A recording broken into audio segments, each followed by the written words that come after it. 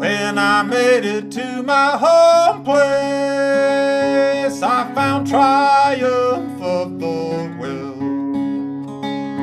Where once lay a shining city, stood a fortress on a hill.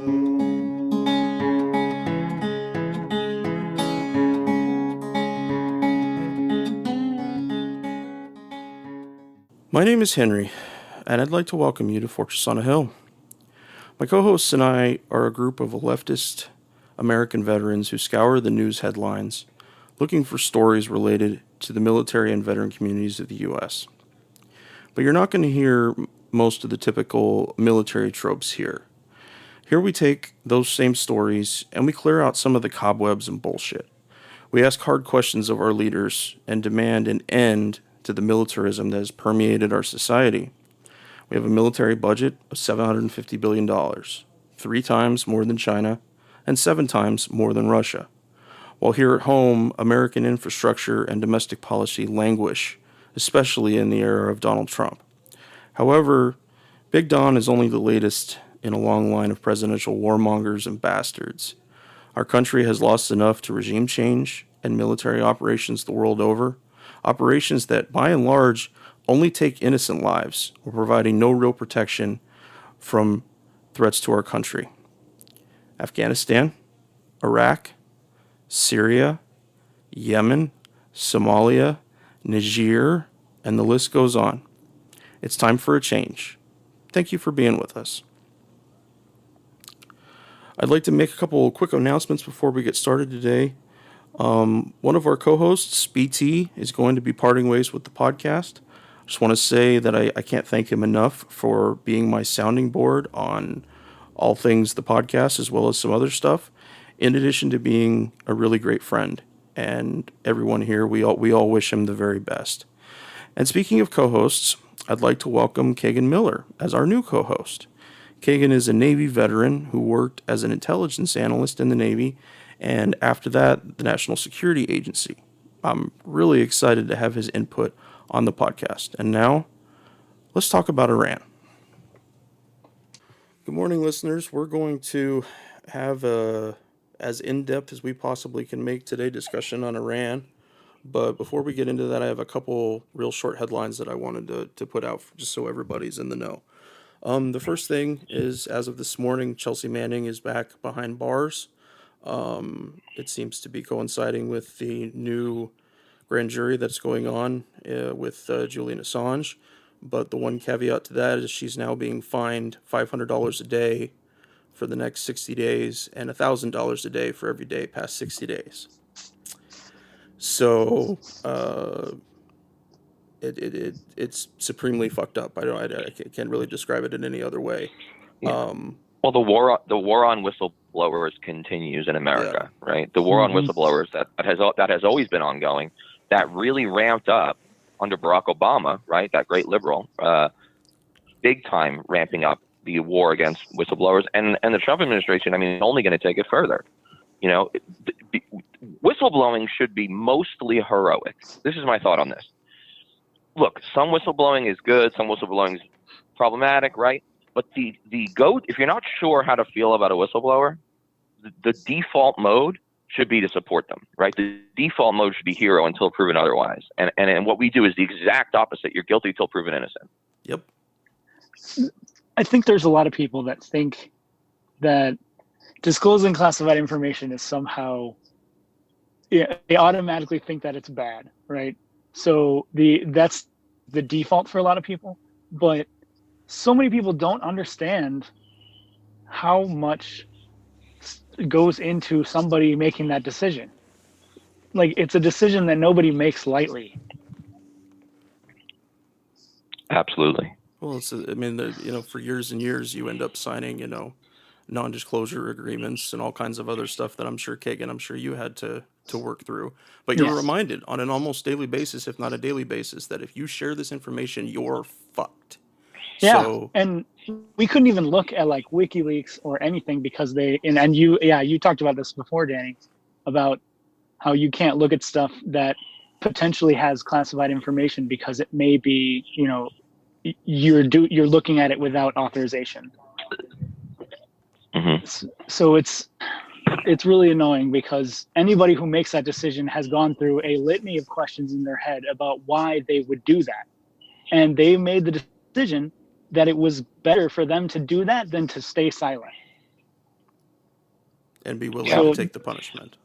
Yeah, they deserve to be lauded for their decision. Absolutely. And they're martyring Chelsea Manning right now. I mean, Chelsea Manning is the perfect target for the Trumpites, right?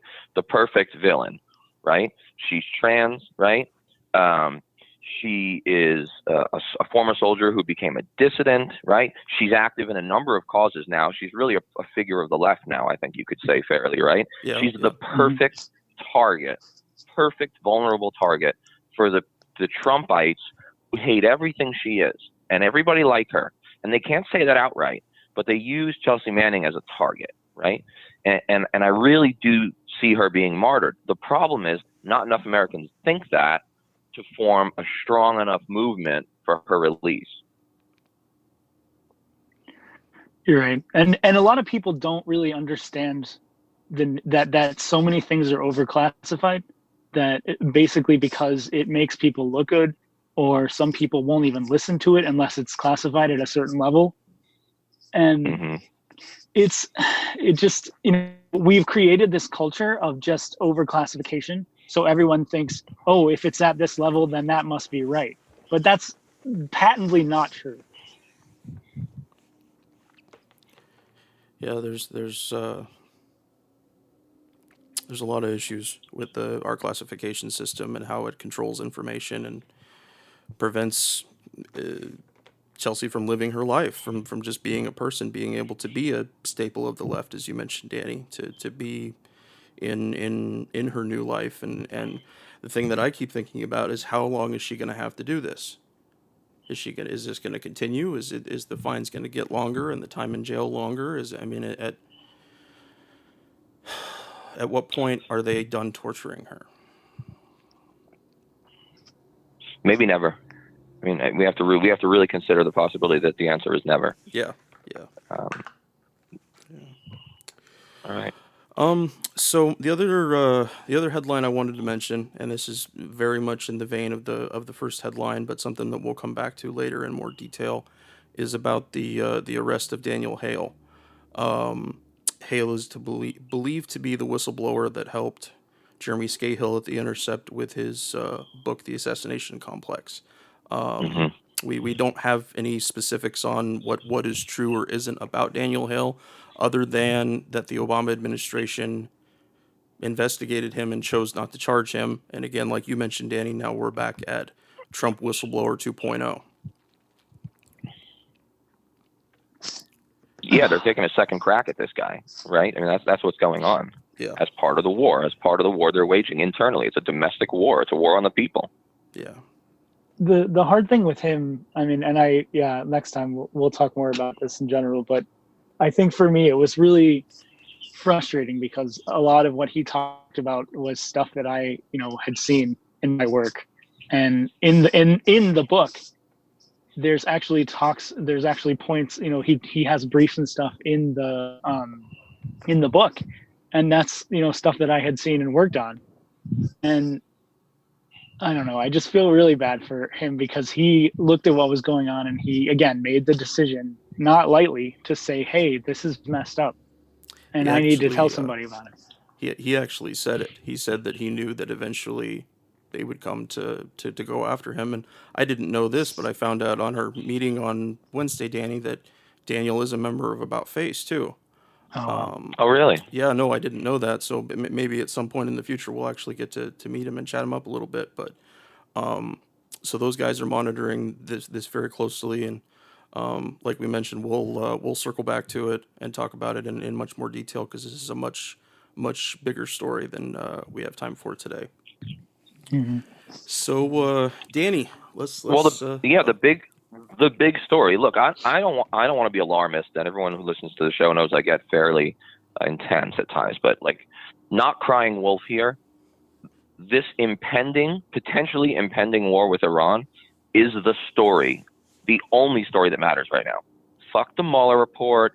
Fuck fucking reality TV these stories pale in comparison to the report we received early this week that John Bolton essentially asked the Department of Defense for new, more ramped up military options in order to strike Iran, which is what John Bolton has wanted more than anything in the world since he's been in public life, which is unfortunately a long time. The report says that the military came up with a 120,000 troop deployment option. Okay, that's in addition to what's in the Middle East. Okay, so take a fourth of the army, right, a little less because there'll be Marines and sailors and stuff, and you just drop them in the Persian Gulf, presumably as a strike force against Iran. So that's the story. Now, Trump hasn't come out and said he's definitely going to do this. But what we do know is that the Pompeos and the Boltons and the other recycled neocons, as I've called them, okay, I mean, they're out for Iraq War, what is it, 4.0 at this point? I mean, how many Persian Gulf Wars have we fought? How many fucking Persian Gulf Wars have we fought? First, we fought the tanker war, right, during the mid-'80s when we were kind of refereeing between Kuwait and Iran and all that. So that was considered the first one. We actually sunk most of the Iranian Navy, right, without a declaration of war.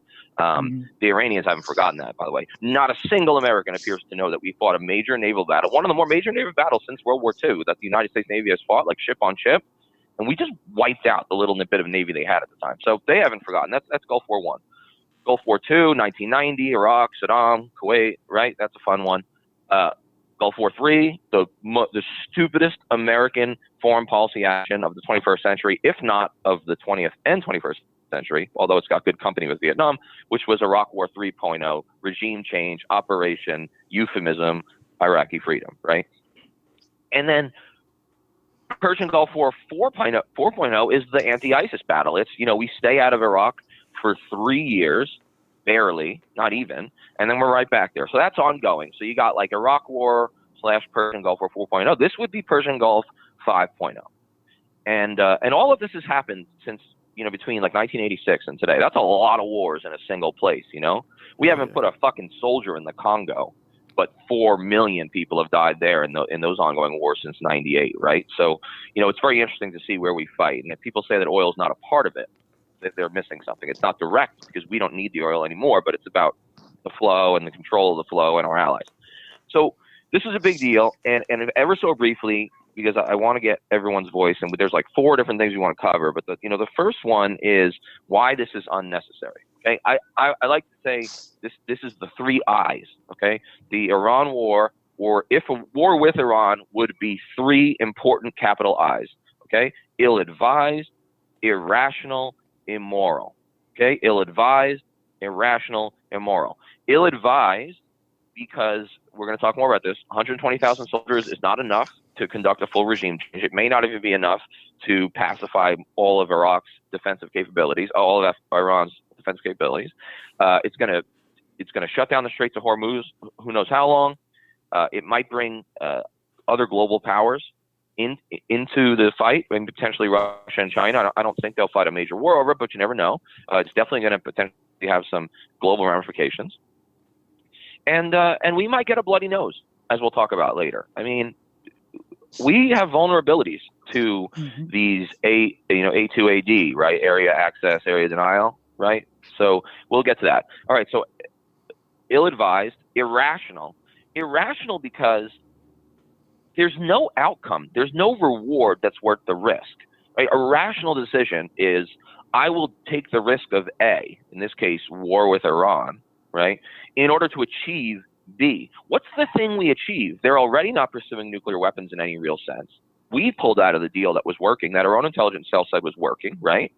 And so what is the outcome? Even if we march to Tehran and get ourselves bogged into a 50-year insurgency, which is what would happen, and we'll talk about that, what's the outcome? Maybe one of you guys can tell me when I'm done, because I just have one more point, and then I want to know what you guys think, because, I mean, maybe I'm missing. I like to get in other people's shoes. I like to sit in Iran's shoes. We're going to do that later. But, like, there's this one guy, I can't get in his shoes. I can't get in this motherfucker's head, and it's John Bolton. I don't know what he thinks. I don't know what he thinks this outcome is. So that's irrational. Last I, immoral. We don't talk about morals a lot in American foreign policy anymore. How could we? We back a troika of tyranny, right? And I know John Bolton said the troika of tyranny is Venezuela, Cuba, and Nicaragua. Yeah, that's fucking absurd nonsense. The real troika of tyranny is in the Middle East, and all three of them are allied with us. Apartheid Israel, military dictatorship Egypt, and fucking absolute monarchy Saudi Arabia. So even mentioning morals in the American calculus of foreign policy has lost a lot of its meaning, but I think it still matters. It is immoral because we would be raining death and destruction on inevitably civilians, okay? A certain percentage of the people who die are going to be civilians. And there is no reason for it.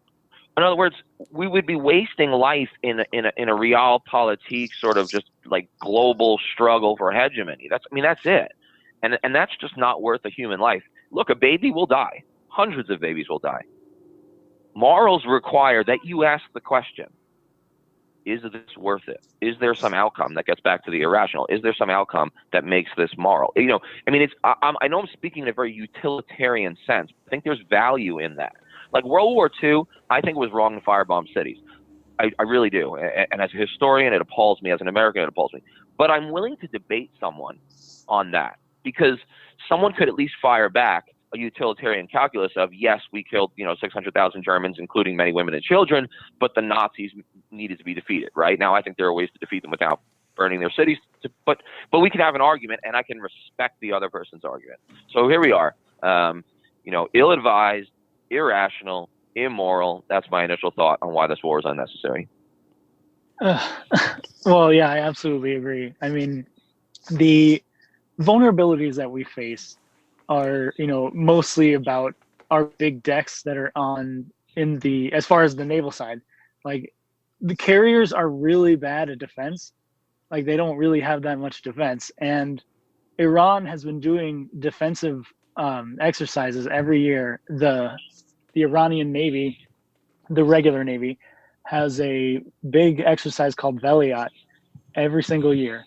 And it's a 3-day exercise, and they spend a lot of time defending against our capabilities. And it ends with this giant exercise where they take down a carrier using these small little speedboats and their some of their other smaller vessels that they have.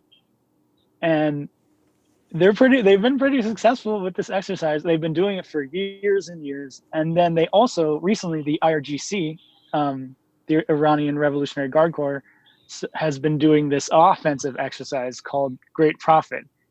And this last one that they just did in December was the first time that they used drones as ISR, intelligence, surveillance, and reconnaissance drones, and also with the ability to have like kinetic ability on some of their drones. So it's not they're preparing. They've been preparing for a U.S. fight for a long time, and for us to just try to go and think, oh, maybe this would be another Iraq, is just absolutely foolish, because we would undoubtedly get a bloody nose more than one. And also, they've been practicing mining the Strait of Hormuz for years, and they can do it rather quickly. And if they mine the Strait of Hormuz, like, I forget how much percentage of oil comes from the Persian Gulf, but it's a significant portion. So if they mine the Strait, bye-bye Persian Gulf oil. And the entire world would just be like we would have a really bad economic downturn from losing all of that oil. And not to mention the fact that our ships are woefully unprepared to deal with mines. And we only have about a couple of different minesweeper ships, and they're old and they don't really work very well.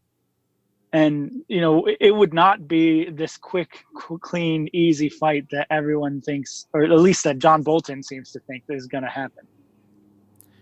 I don't think John Bolton considers those kind of things, but I keyed up on a lot of the language in reading different stuff. One article had some State Department lackey talking about Iranians, cheating and stealing, the classic slurs that we put in those places just to make people seem a little shittier.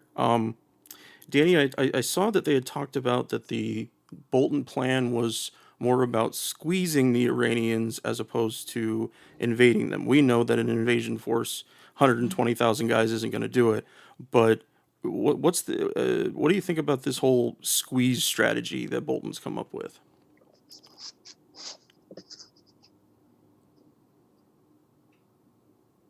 Danny? Sorry about that. We already have been in a squeeze strategy economically. I mean, we have cranked up the sanctions on Iranian oil to such an extent that inflation is going out of control over there.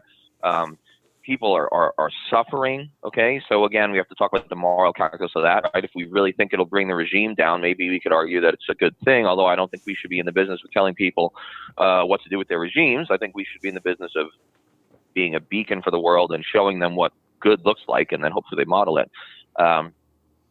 Squeezing with 120,000 soldiers, sailors, airmen, Marines. I mean, I don't think you send 120,000 soldiers there without the intent on striking targets. And so when you say squeeze, I think, squeeze and then clamp down a little with some kinetic strikes. Yeah. So I think we're talking about probably putting the Iranian Navy under the sea again. Okay, putting them at the ocean floor, probably striking key strategic targets, right? So now think Kosovo, right? Think radio stations are going out, IRGC headquarters buildings are going out all around the country. Tehran's going to take bombs, right? And civilians will die. This is me speculating on what a squeeze strategy would be. Okay. I have to believe that even John Bolton doesn't think that 120,000 soldiers can take Iran, which is 3 times the size of Iraq, 80 million people versus 25 million people. I mean, fiercely nationalistic, wildly mountainous. We're jumping ahead and going to the third point we're going to talk about. Let's do it now. I mean, because Kagan does such a good job with it. Let's talk about the bloody nose. And I'm just going to tell my one story that I talk about on the radio a lot, which is in 2002, way back in 2002. The military ran a war game called Operation Millennium Challenge, right? Google it, folks. And there was this Marine Corps general who was put in charge of the red team. He was a retired lieutenant general. I think his name was Paul Von Ripper. I'm not sure if my first name's right. Really decorated Vietnam vet Marine. And he's a really smart guy. He was known for being smart. So they said, hey, come out of retirement or as a job in addition to that in retirement, play the Iranians and play it tough, and we'll see if you counter us. So the motherfucker, even in 2002, long before Iran had quite as many missiles as they have now, long before Iran had quite as many mines, speedboats as they do now, he essentially did this swarm strategy that Kagan discussed. So the first thing he did was mine and close the straits, okay, because that's their doomsday card. Yep. Iran, that's all they've got. They don't have a nuke, right? So their doomsday strategy is I fuck the world on oil. And they're hoping that that's enough of a deterrent that they don't get invaded. I mean, it's really sad that countries have to come up with doomsday scenarios to avoid being invaded by Uncle Sam. It's just so immoral and so crazy that we live in a country that people are afraid of. But then after he dropped in the mines, he started flying surface to surface, although using them against ships, surface to ship missiles, right? Hitting several of our larger decks. And then finally swarming with patrol boats, some of which are suicide patrol boats packed with explosives. And in this war game, he totally squashed the plans of the Americans on day one. He didn't win the war for Iran, but he gave the Americans in the game such a bloody nose that they couldn't get troops on the ground on day one. This was supposed to be a massive invasion. And so here's the thing that's interesting. Number one, it validates your point, Kagan, and it probably with 18 more years, right, or 16 more years of prep, are probably even more prepared now. But the second point is this is what the military did. And it's so fucking Pentagon to do what they did. You know what they said? We don't like the outcome of that. They canceled the mission. They reset it, and they ordered Von Ripper to play nicer, not to play so hard. And they reran the game. I think he refused. I'm not sure if he refused or if he just begrudgingly went along. I have to check an article on it. I wrote about this a long time ago. But they just reset the game. They were like, we didn't win, so we'll change the rules. That's so Pentagon, right? Because you can't end a mission, a training mission until you've got to go, right? So you got a green, so you got to pass. Rather than actually learning from failure, right, and accepting some failure and being like, wow, we really got to work this. Let's do this game again in 6 months. No, they just fucking did what the Pentagon does, and they fucking just put a little guild, right? Put a little fool's gold around the fucking turd of shit. But yeah, I think this is a real possibility that we get hurt in the first few days or weeks of this war.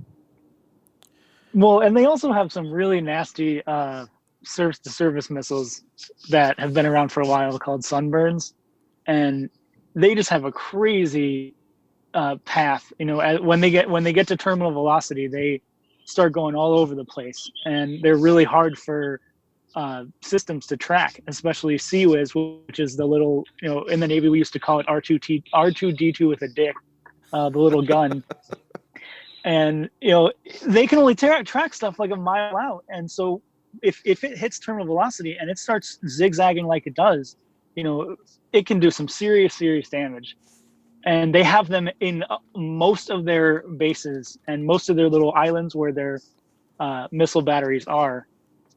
You know, it's just not even, it's not even consequent, like a real idea that we wouldn't be able to, that we would get out of it without having serious damage to any ship that's in the strait.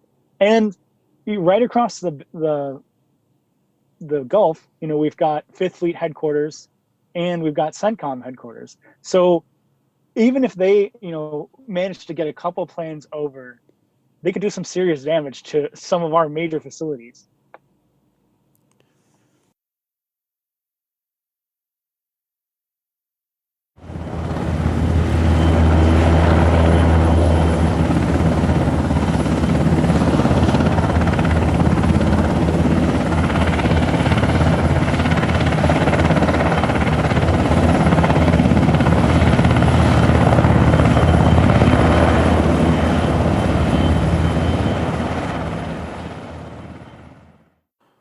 The guys and I love doing the podcast.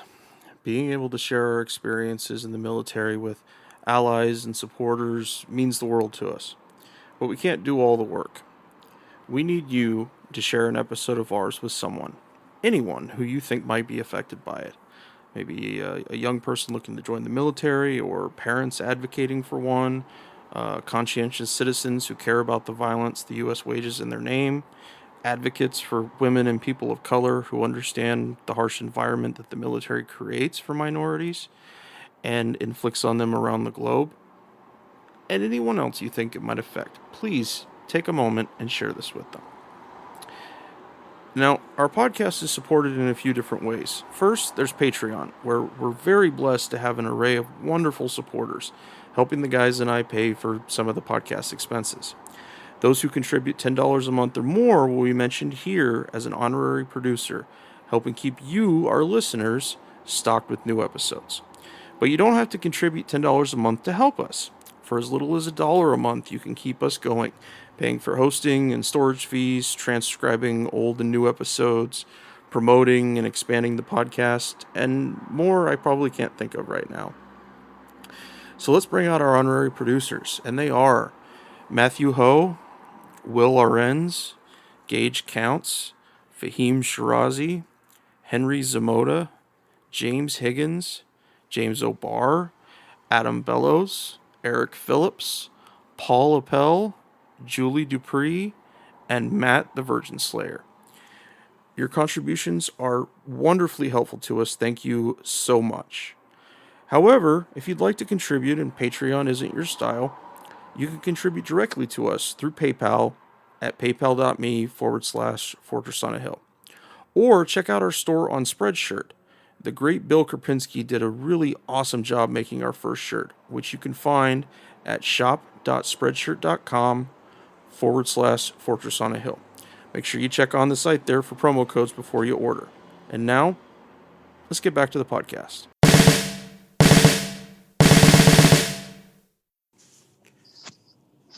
So, I wanted to take a quick moment and go through some of the recent details that the media has been talking about as to why we're doing this, why the carrier group got sent early, all that crap. So the UAE has had those claims about their tankers. We haven't seen any evidence so far, I don't think. Have you guys seen any pictures or video? I couldn't find any. No, but can I just jump in for a Oh, second? sure. I just have a little like caveat to that. Yeah. I'm sorry, I get these ideas. Yeah, I never noticed that whenever we need to like drum up a war, like a fake war, like provide fake evidence for a war, it always involves a ship getting sunk, right? The fucking the Maine goes to the bottom of the ocean, right, in fucking, Cuba, and we're like, well, now we got to fight a massive global war against Spain. Meanwhile, it was like a fucking boiler explosion. Gulf of Tonkin, like maybe someone shot at one of our ships one day, but then we just made it up the next day and used that as the reason or the justification for a war that kills 58,000 Americans and 2 million Vietnamese. And like, here we are again. Like, it's the best way to start a war. Like, sink a ship either through an accident or your own doing, like a false flag, and then you start a war. Okay, sorry, I just had a rant about that. Oh, no, it's all good. But we only do that with people that we like, right? So, because you mentioned in the 80s, the Iranian vessels that we sunk, we killed a lot of their destroyers. And they also damaged some of our ships, too. Like, people don't really know that. And also Israel. Like, Israel destroyed one of our ships, and we didn't do anything because they're our friends. Really? Wow. Yeah, people don't really there's so many times when we've done an action or an action's been done to us and we've let it slide, but when it comes to a specific region or a specific country that we want to do some damage to, we make something up or we make it out to be way bigger than it was. They scratch our aircraft carrier and we fucking kill them. It's So the next piece of evidence I saw was them discussing pictures of small Iranian speedboats carrying cruise missiles. Now, ABC News listed this morning that a photograph of this has been declassified, but they haven't released it yet. So who knows what the fuck that's worth. They've been doing that for a while. The using the boats to move cruise missiles. Yeah, well, and they also have these small, basically PT boats that they will actually launch cruise missiles from, but they're not super reliable because it's quite a big missile. Yeah, but they have the ability to do so. Even if they mess up the ship, they could still launch one if they got really close. But even if they start showing us these pictures, is that are the Iranian troops on Iranian boats, and we don't even know where the picture's from. It could be right next to their harbors there, or what access they have to the Gulf. So how do you even verify that as to what it actually means of a picture of some guys in a boat with a cruise missile? The IRGC getting designated a terrorist organization. Danny, how long have the Iranians been out of the terrorism game? The last time that it depends how you define terrorism, right? Terrorism's a great word. I actually, if I was a dictator of the United States, if I was a benevolent dictator like Plato wanted, I would remove the term terrorism from the English language. It would be taken out of the textbooks. It would just suddenly disappear from your dictionary because it is a useless term that is only used at this point to drum up fear and to drum up new wars, right? To justify the killing of innocents. That's the only reason we use that word anymore, right? So Iran. The last time they conducted a terrorist act against an American target is maybe, they're not even sure of who was really responsible for it, maybe the Khobar Towers bombing in 94 or 6? They have been out of the terrorism game for quite some time. And they're on the travel ban list. And like everyone else on the travel ban list, there's no recorded attack on American soil by any of those countries, including Iran, since at least, I think the number is 1965. So, it's a total lack of justification. It's a Muslim ban. They don't want to say that. It's a Muslim ban. It's a ban of Muslims from countries we don't like. That's all it is. Muslims are welcome if they're from places we like, but not if they're from countries we don't like. So, they've been out of the terrorism game. And look, a lot of people will say, well, Hezbollah is a terrorist organization and Iran supports them. Well, Hezbollah hasn't done a suicide bombing in a really long time. They've transformed into more of a hybrid conventional military and a social movement that builds schools and feeds people. This is because Hezbollah is a much more serious organization than it was in the 80s when it was conducting the early suicide bombings. So I don't think Iran, first of all, and this goes to our second point of why we should be doing this diplomatically rather than militarily, Iran is not an existential or even a serious threat to the United States. I will fall on my sword arguing that. What's the threat exactly? What exactly are we scared of? So, yeah, I think Iran has mostly been out of the terrorism game. I think we have to stop using the word. Obviously, we still well on the show, so mainly to bash it. But, yeah, and that's what I think about that. So another point that they had thrown out there was that there was some shelling that occurred in Iraq that had hit. I don't know exactly how close it get. It didn't hit the embassy, but it was adjacent to the U.S. embassy in Baghdad and also to the U.S. mission down in Basra.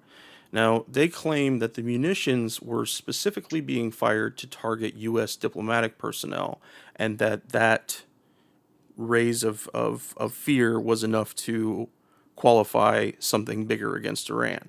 But they also said that the same munitions that were used also targeted the Iranian embassy in Basra as well. So that's fucking worthless. Yeah. And then the last one, and this one is really further out there. That John Bolton's been railing for months about Iranian proxy forces, and so as I understood it, that could potentially mean that if we were to like the Houthis, like if the Houthi were able to get a massive hit on Saudi Arabia, that would be enough for us to go after Iran. It doesn't matter that none of the strings that we're looking at actually attach any of these fucking things together, but it's enough to say, okay, we're going to go do that. Well, I mean, and the intelligence on the whole Houthi Iran connection has been specious at best. It has. And there's a lot of the Houthis are a nationalist movement. They don't necessarily want to have terrorist acts across the world. They want Yemen to be theirs. Yeah. And it's just really, and so Iran is doing that, of course, to if they were to be helping them, it would be because Saudi Arabia is attacking them, and it would give them a little more PR support in Yemen. But I don't know. There's a lot of things that people are throwing out in the media and from the government that they just are claiming as fact when it's not. The intelligence isn't there to support that claim. But we totally saw that back in 2003. I will never, ever, ever, ever again trust on its surface, intelligence that's used to drum up a regime change. I mean, I'm not saying I will never support a war ever. I think there are a few instances where it would be necessary. But to me, the long-term lesson of Iraq war was never, ever trust your government in foreign policy. Never, ever. Always, again, default mode on whistleblowers, assume they're right. Default mode on intelligence and regime change wars, assume it's a lie. And I don't believe for a minute that they have any actual intel that justifies this potential deployment of 120,000 soldiers. No, there's nothing I've seen that would justify that in any case. And we know that John Bolton's had a hard-on for this since forever. Forever. And he had that speech, that MEK speech that he did before he was a part of the administration, where he was saying to them, we better be set. Or this time in 2019, we'll be celebrating this conference in Tehran. Okay, he's talking to a bunch of people who are pro regime change, but at the same time, we know the actions that he's taken have led us to this point, and that's his end goal. Real quick on that, the organization, one of the organizations that you're talking about that he speaks in front of is called MEK. I don't remember what the acronym stands for. I want to talk about terrorists. Arguably, these guys are terrorists. They fucking kill civilians, right? They're an anti-Iran kind of, I hate terror group, but insurgent group, guerrilla group, and they have conducted some horrifying bombings that have killed civilians. And yet he will go speak in front of them for a few $100,000, and I don't know. It is. We're through the looking glass, folks. The ridiculous obtuseness and hypocrisy of American policy at this point is so much that there are days that I want to quit writing, grow a long beard, and just walk across Montana into fucking Canada. I mean, that's how upsetting this all is. I could talk about this for 5 hours, and I'm going to spare you and shut up for a minute. They actually were designated a terrorist organization before we took them off our list. So, go figure with that. Very convenient. No, I think a lot of us have been, I know, Danny, I know you and I have, a lot of us have been waiting for it. I've been waiting for the stupid Bolton Ducks to be in a line and to start charging us in this direction. And now that there's more serious movement in that way, it feels rather inescapable. I don't think that it is, and I hope that Trump sees it the same way, or whatever the hell he sees. But it's kind of the anti-war boogeyman. It's the one that people that, I mean, how many guys did the three of us know in the service who wanted to go after Iran so bad? They couldn't tell you shit about Iran or even Iraq or wherever they happen to be, but by God, they wanted to go kill some Iranians. Well, Israel also has been a big push for this as well. And there was a couple of times when I was in, that we were sure Israel was about to attack Iran. And it didn't happen. But still, like, the fact that they have constantly been on this footing, and we know that they've killed some of their nuclear scientists. Like, they've done stuff to help prevent them from finding a bomb, or but especially with Netanyahu's, super right-wing governments, they're thinking this is the time, and Bolton is more than happy to be a part of that, and Pompeo as well. Oh, you mentioned Netanyahu. Do you mean Assistant President of the United States, Benjamin Netanyahu? Because on this show, as you know, Kagan, that's how we refer to him, because he apparently has more sway over American foreign policy than, say, Congress does. And it's just pitiful that we let the American tail, we let the Israeli tail wag the big fucking American dog over and over. It's American blood for Israeli fucking, benefit and interest. And it's horrifying. So, Danny, I think now's a good time for us to play our little game. Let's. Real quick before we do that, I just want to do like a little other skit where what I'm going to do is I'm going to say, American meddling in Iran, a love story. Okay, so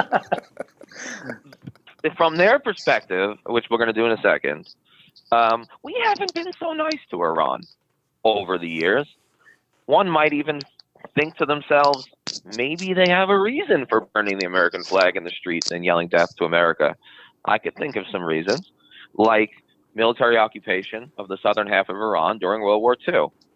They weren't really asked about that, and then the Russians were in the north. That's why you shouldn't believe that like Russia and Iran are that tight. They are allies of convenience, folks.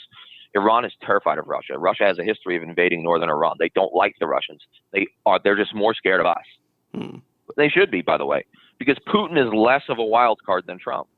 Fuck, Putin might be less of a wild card than Obama, but definitely Trump. Okay, and I don't like Putin.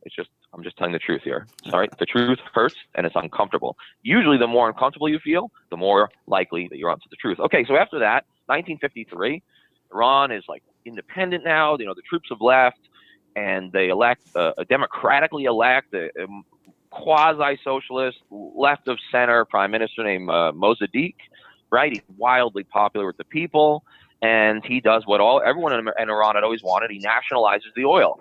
He says, why should this British company and this American company, mainly the British, bear all the fruit of our resources? And the Iranian people are like day laborers at the oil wells and aren't benefiting from it at all. So he nationalizes the oil well.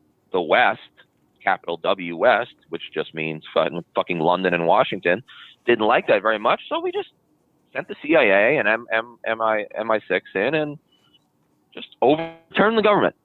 Just fucking overturned the democratic elected government because we didn't like Mossadegh. Mossadegh goes away, and who do we put in charge? A fucking king. Yeah, the beacon of American democracy put a king, which they call a Shah, right? Just put him in charge, Reza Shah Pahlavi, I believe was his name. And for the intervening 26 years, he went on to terrorize the Iranian people in a dictatorship. Oh, you know, the good old days when men were men and America was still putting tin pot dictators in charge of other countries and then saying we're still a democracy. Those were the days. So then Iran has a revolution, and unfortunately they go way over to the right on the revolution, way towards theocracy. I'm not a fan of that, but they take some hostages. And we're like, why would they ever want to take hostages? And by the way, they didn't kill any. Okay, like this whole hostage crisis was always overblown. I'm not saying it's fun to be a hostage, but like, calm down. They didn't kill anyone. Okay. Yeah. And the thing that's crazy is the way Americans reacted to the Iranian hostage crisis of 1979 to 1980. Americans were just like, oh my God, why do they hate us? Just like we did after 9/11. Why do they hate us? Do they hate us for our freedoms? They hate us because we stole their oil, fucking threw out their elected fucking prime minister and put a king on top of them who fucking just terrorized his people. That's why they hate us. That's why they took hostages. So then in the 80s, when Iran was fighting an existential war, the bloodiest war of the 20th century up to that point after World War I and World War II, okay, the bloodiest post-war war, with Iraq, which Iraq had attacked them, right? Iraq was the aggressor, so we probably took Iran's side, right? No. America doesn't pick based on morals or international law. We pick based on the Cold War resources or whoever the fuck we happen to like that day. So we sent Don Rumsfeld. To Baghdad, and there's a really great picture you can Google of him like shaking Saddam's hand with a big smile. And a smile's a rare thing for Don Rumsfeld, but he smiles for Saddam. And then we provide intelligence and munitions and all kinds of support to Iraq. And Iraq nearly destroys Iran in what was really an existential war. Oh, and during part of that time, we start reflagging Kuwaiti and UAE ships with the American flag so that Iran couldn't attack them and close the straits. Since, like we said, that's their doomsday. That's their go-to, which is what they tried to do during the 80s. And so then we sent the U.S. Navy in and sunk whatever little bit of a navy the Iranians had, put it at the bottom of the sea. So there it is, you know, a very abbreviated version of America's meddling in Iran. A love story. I'd like to get your autograph on that, Danny, if I could. I don't know how we do that. I'm telling you, I should write it. I really should write that. Maybe I'll make it like a children's book. Make it a kid's book. Make it a pop-up book. That'll make the missiles seem more intimidating, you know. So the last thing I think we want to do today is put ourselves in someone else's shoes. Americans don't like that. We're not good at it. We believe we're exceptional. Everything we do is good. We don't need to look at it from anyone else's perspective because the problem with their perspective is not the American perspective. I mean, the biggest problem with every Arab and every Muslim in the world is that they're not American. That's the big problem. I mean, at root, that's what these people think. That's what the majority of Americans, right? The center-right nation that we are, that is what the majority of Americans seem to believe. So here's what we're going to do, and it won't last very long. We'll see where it goes. But, you know, Kagan and Henry are going to play America, and I'm going to play Iran, and they're just going to throw the usual arguments at me of why America might want to go to war with Iran or why America hates Iran. And then I'll see if I have maybe some rational answers that, if you're willing to step out of your American shoes, might make a little sense. So here goes. Okay, I think the biggest one that people are saying now is Iran, you know, was helping forces in Syria against the people that we wanted to win. Great point. Unfortunately, guys, from Tehran, that looks a lot different. You see, Iran has always been allied with Syria. They're really close to us, okay? And we didn't see like great democratic rebels. What we saw, and what was an increasingly Islamist and jihadi rebels. And so, you know, while Assad's not a great guy, in some ways, Iran's support for Assad was a direct fight against the Islamist elements, including ISIS. So one could argue that once the rebels shifted into the Islamist direction, which happened rather quickly, by the way, we were actually allied with Iran, de facto allied with them in our fight against ISIS and the al-Nusra Front. We shared enemies. And so, I mean, so I don't buy it. I don't buy that supporting Assad. I don't like Assad, but I don't buy that Iran continuing to support its friend Assad. I don't think that that's a casus belli for a conflict. Danny, the IRGC sent troops into Iraq during the Iraq War and trained insurgent forces and killed American troops.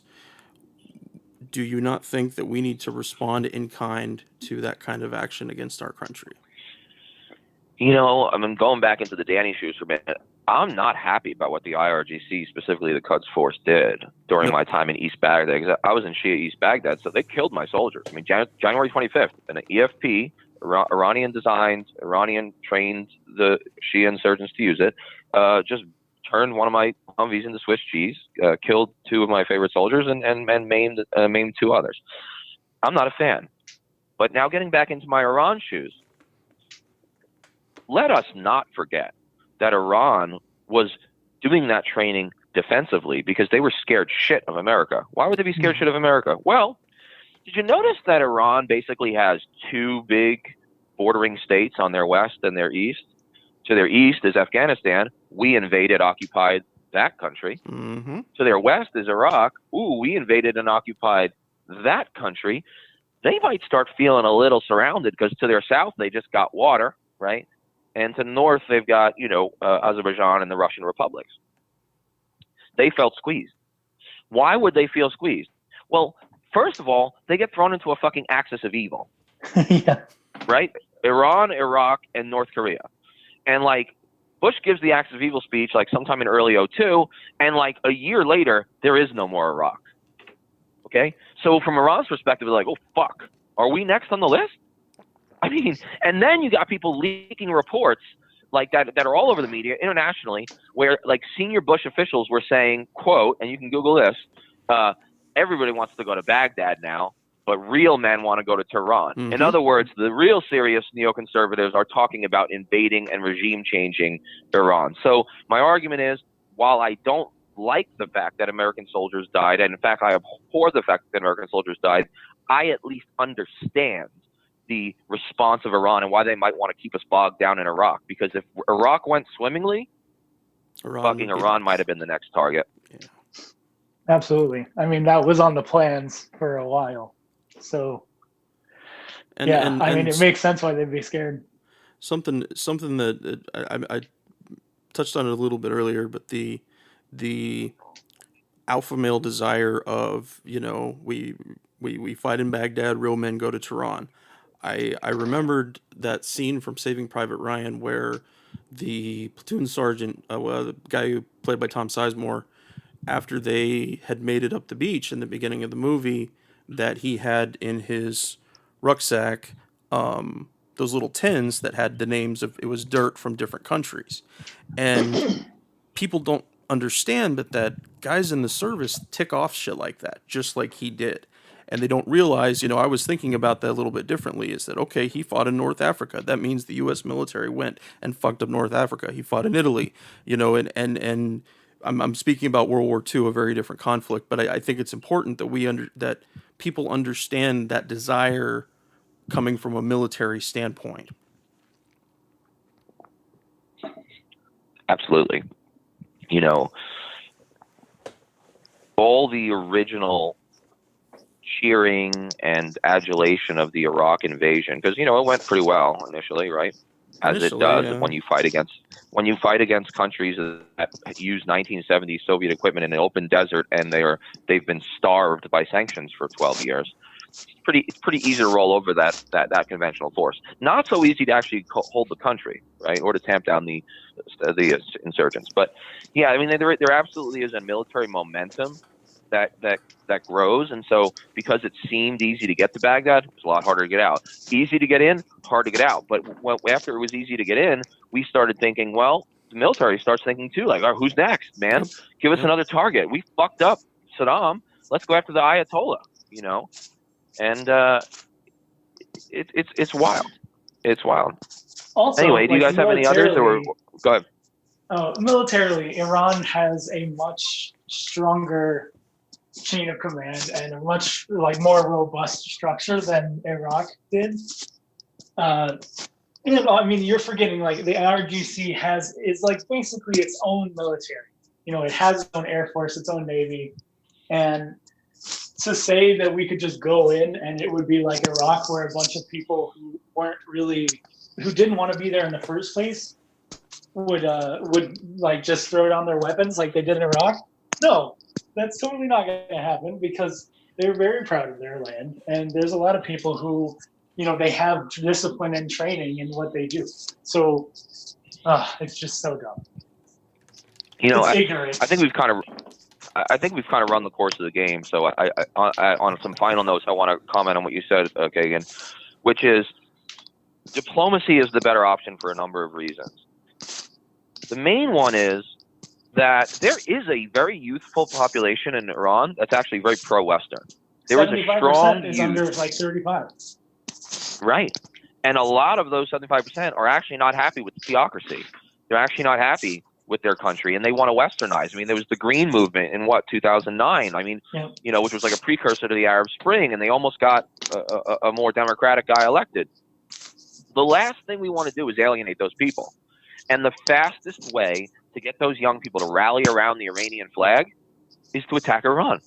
Because when a country gets attacked, Democrats and Republicans stop fighting. Okay, remember World War II? Mm-hmm. Democrats and Republicans were like banding together. We were attacked by the fucking Japanese. Like, it's time to put partisan issues aside. Yeah, I may not like the president because I'm a Republican and he's a Democrat, but I will rally around the American flag for the 4 years it takes to beat the Germans, right? And the Japanese. That's what would happen. You're right. There are fiercely nationalistic people. Historically fiercely nationalistic people. The last fucking thing that we should be doing is alienating the Iranian population, because while the ruling class is corrupt and theocratic, and I'm not a fan either, the people are much more nuanced and much more modern and much more pro-Western than we often think. The mullahs who run Iran are not invincible. The most likely scenario of regime change will come, God willing, internally, and there will be an Iranian solution to an Iranian problem without American meddling, which we've learned over the last 18 years of war that American meddling tends to be ultimately what? Counterproductive. Amen. And it's extremely destabilizing for the entire region. Absolutely. Oh, what a mess it would be.